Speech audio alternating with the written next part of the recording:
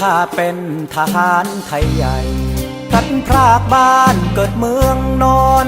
ไม่ใช่การเล่นละครเรียกร้องให้ใครสนใจ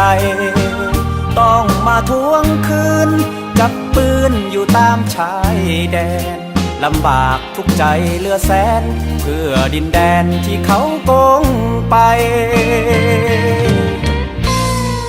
ก่อนหน้าสงครามญี่ปุ่นไทยใหญ่มีบ้านมี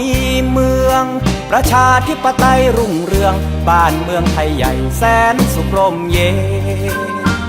สิ้นศึกสงครามผู้นำรัชชานของคนไทยใหญ่ร่วมลงสัญญากันไว้ที่ปางลงยังจะไม่ลืมตราบชั่วลูกหลานก็ต้องการแผ่นดินไทยใหญ่